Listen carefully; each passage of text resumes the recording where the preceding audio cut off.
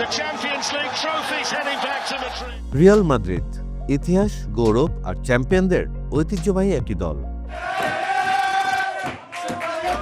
কিন্তু club world কাপে 4-0 গোলে প্যারিস সেন্ট জার্মেনের কাছে বিধ্বস্ত হওয়ার পর যেন ঝড়ের মধ্যে পড়ে গেছে এই স্প্যানিশ জায়ান্টরা। ম্যানেজার হিসেবে দায়িত্ব নেওয়ার শুরুতেই জাভি আলোনসোর কোচিং ক্যারিয়ারের সবচেয়ে বড় ধাক্কা, যেটা তাকে এখনই নিতে বাধ্য করছে কিছু সাহসী সিদ্ধান্ত। এই ভিডিওতে জানবো রিয়াল মাদ্রিদের সামনে এই সময়ে বড় চ্যালেঞ্জগুলো কি, কোন তারকা খেলোয়াড়রা ঝুঁকির মুখে, এবং বার্নাবুতে কারা আসতে চলেছে নতুন ভরসা হয়ে। এছাড়াও থাকছে ভিনিসিয়াস জুনিয়রের নতুন চুক্তি নিয়ে এক্সক্লুসিভ আপডেট। এর সঙ্গে কে হতে পারে দলটির নতুন টনি ক্রুস, রক্ষণভাগের দুর্বলতা নিয়ে কি ভাবছে দলটি। আসুন এগুলো নিয়েই আলোচনা করি। প্রায় নিষ্ফলা একটা মৌসুম কাটানোর পরে ভক্তদের দুশ্চিন্তা এখন রিয়াল মাদ্রিদের 3টা চ্যালেঞ্জ নিয়ে। এর মাঝে দলটির সামনে এখন সবচেয়ে বড় চ্যালেঞ্জ স্কোয়াডে ভারসাম্য ফিরিয়ে আনা। এই মুহূর্তে মিডফিল্ড, রক্ষণভাগ আর অ্যাটাকিং থার্ড 3 জায়গাতেই স্পষ্ট রয়ে গেছে ঘাটতি। দ্বিতীয়ত, চোট আর অনিশ্চয়তায় জর্জরিত রক্ষণভাগ, কে হাল ধরবে এই রক্ষণভাগের।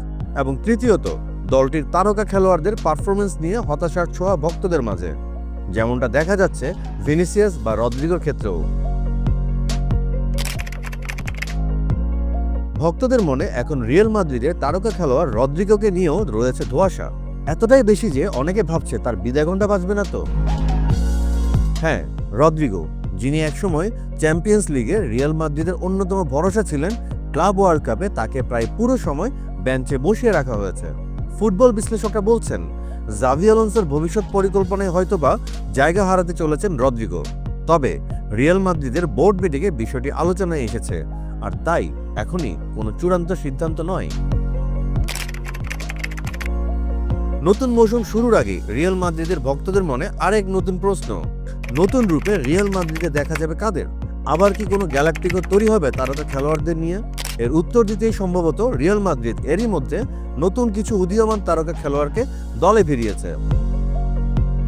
Dean Huijsen, Trent Alexander Arnold, Franco Mastantuono এবং আলভারো ক্যারিয়াস। রিয়াল মাদ্রিদের একাডেমি থেকে ম্যানচেস্টার ইউনাইটেডে পাড়ি জমানো Spanish left back Alvaro Carreras, সেখান থেকে পর্তুগালের বেনফিকায় যোগ দিয়ে দুর্দান্ত একটি মৌসুম কাটিয়েছেন এই তরুণ লেফট ব্যাক। তবে দলে ফেরান গার্সিয়া থাকলেও কোচ আলোনসো চান আরও নির্ভরযোগ্য একজন সাইড ব্যাক, তাই ক্যারিয়াস হতে পারেন লেফট উইংয়ে রিয়াল মাদ্রিদের নতুন ভরসা। চিরপ্রতিদ্বন্দ্বী বার্সেলোনা যখন ভাসছে গোল মহোৎসবে, তখন গেল মৌসুমে রিয়াল মাদ্রিদের দুশ্চিন্তা ছিল তাদের আক্রমণ ভাগ। আর তাই ভক্তদের মনে প্রশ্ন, নতুন মৌসুমে কে থাকবে রিয়াল মাদ্রিদের আক্রমণ ভাগের ফিনিশার হিসেবে? এনরিক নাকি গনজালো গার্সিয়া, কার উপর ভরসা রাখবে রিয়াল মাদ্রিদ? গনজালো গার্সিয়া, এই তরুণ স্ট্রাইকার ছিলেন রিয়াল মাদ্রিদের একমাত্র আশার আলো ক্লাব ওয়ার্ল্ড কাপে। 4টি গোল করে তিনিই ছিলেন দলের সর্বোচ্চ গোলদাতা। অন্যদিকে এনরিক, ব্রাজিলের বিস্ময় বালক, যার আগমনের দিকে তাকিয়েছিল পুরো ইউরোপ। কিন্তু প্রশ্ন হচ্ছে, একই পজিশনে এই 2 তারকাকে কিভাবে খেলাবেন আলোনসো? কাকে শুরুতে খেলানো হবে আর কে বসে থাকবেন বেঞ্চে?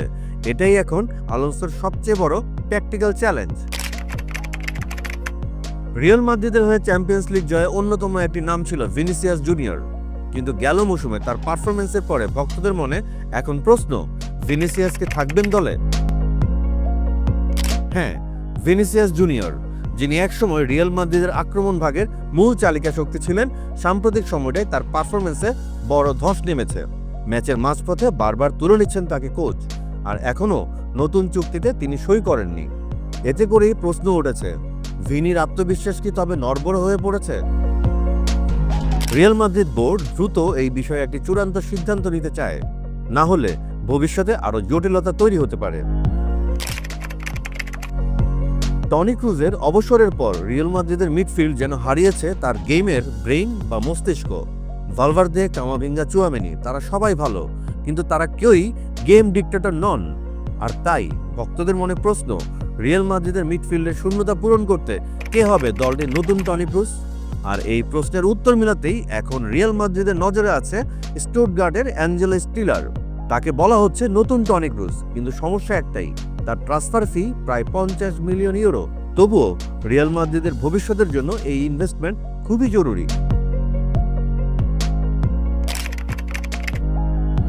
গেল মৌসুমে ইনজুরির কারণে যথেষ্ট ভুগতে হয়েছে রিয়াল মাদ্রিদের রক্ষণভাগকে।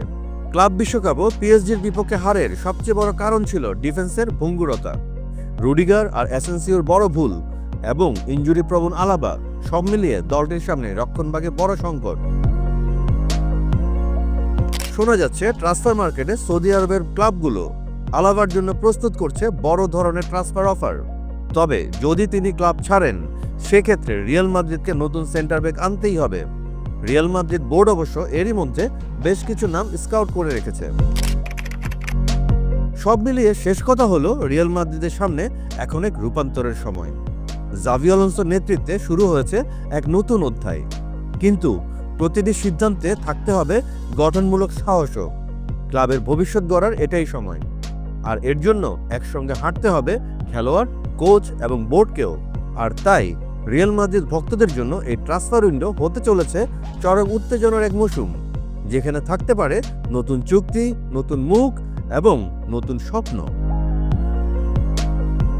আপনিও যদি চান সবচেয়ে দ্রুত রিয়াল মাদ্রিদের ট্রান্সফার আপডেট, বিশ্লেষণ আর ইনসাইড নিউজ পেতে, তাহলে ভিডিওটি লাইক করুন, কমেন্টে জানান আপনার মতামত আর সাবস্ক্রাইব করুন বাংলা ফ্লো। ফেসবুক, ইনস্টাগ্রাম আর টিকটকেও যুক্ত থাকুন আমাদের সঙ্গে।